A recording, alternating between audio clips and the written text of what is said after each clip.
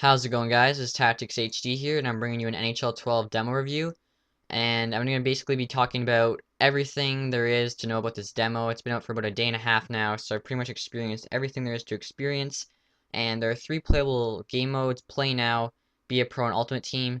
So I'm going to cover all three game modes and then just give a brief description of the demo and what I hope NHL 12 brings. So first off, you have Play Now, which is what you're watching. You play as either Vancouver Canucks or Boston Bruins.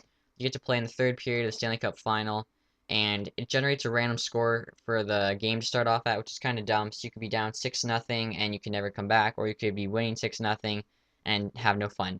So that's pretty much all there is about Play Now. They also have Be a Pro, which is very similar to last year's Be a Pro. I didn't see any major changes, and in that you only get to play in the third period as well, but you play as your Be a Pro, which is like Joe NHL or something. And the third game mode is NHL Ultimate Team, which I'm going to talk about the most.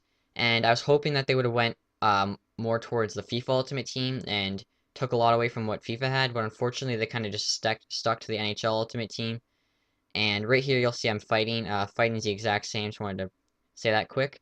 So anyway, in the Ultimate Team, it's still legit, pretty much the same as it was last year. They still have player salaries. This time, instead of 25,000, it's 30,000, according to the demo at least.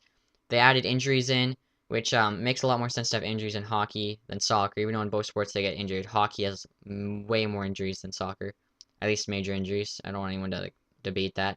Also, they added in position changes, so you can go from like left wing to center, right wing to center, whatever. I don't think there's a forward to defenseman position change. If there is, that'd be cool though.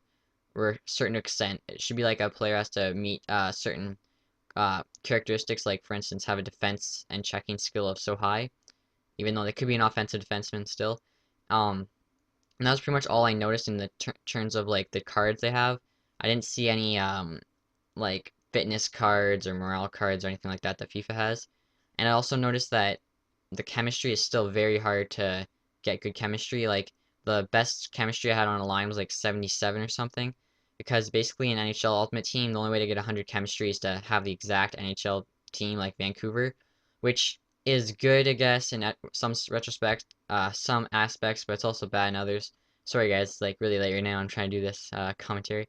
So yeah, but I mean, Ultimate Team's my favorite game mode, so hopefully they do a good job with it. It was pretty fun to play. I played it about 7 or 8 times because every time you exit Ultimate Team, you get a new team. And the average team you got was like 3.5 stars, and it seems like they only chose about 100, maybe 200 players to give you, because you know you kept getting like kind of the same players every once in a while. So that was that. It wasn't too much in depth.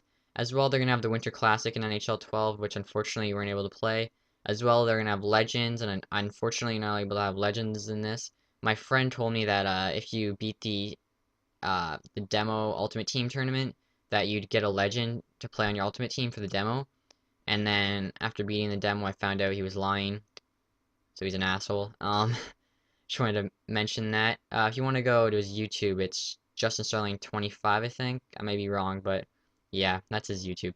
And anyway, so the other new game modes, yeah, they were Become a Legend and the Winter Classic, and they didn't let you play either of that. Which I mean, I kind of think that's stupid because if that's like their new game modes, they want you to get a piece of it and want it and buy the game, but it kind of felt like they were holding back.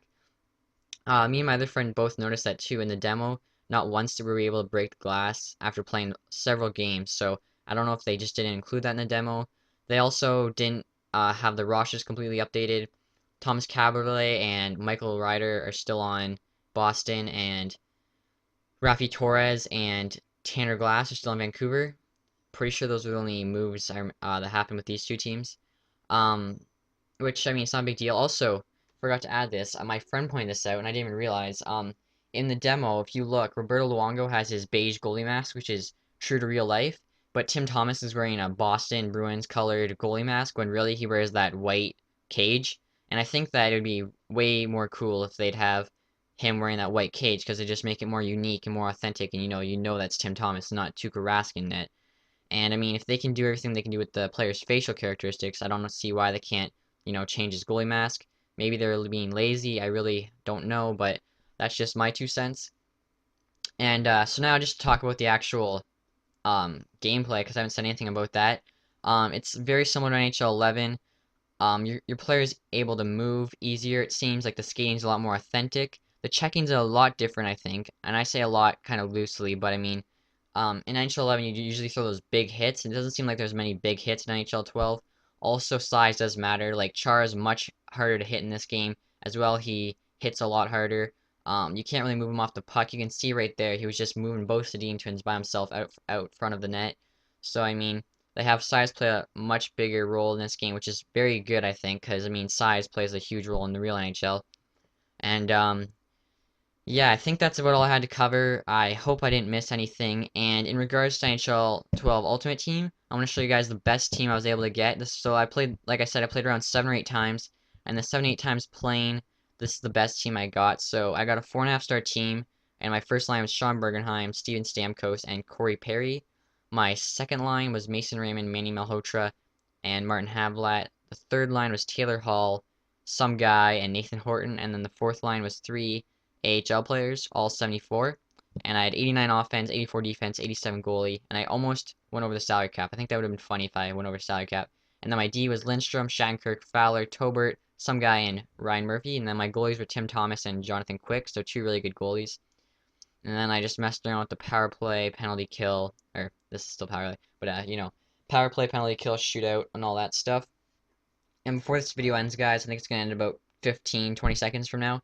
I just want to say that if you want to see more NHL 12 demo gameplay, please let me know. As well, I just bought Toy Soldiers Cold War off the Xbox Live Marketplace. Let me know if you want to see some gameplay from that. It's a pretty fun game. If you played the first one, it's even better than that. So thanks for watching, and bye.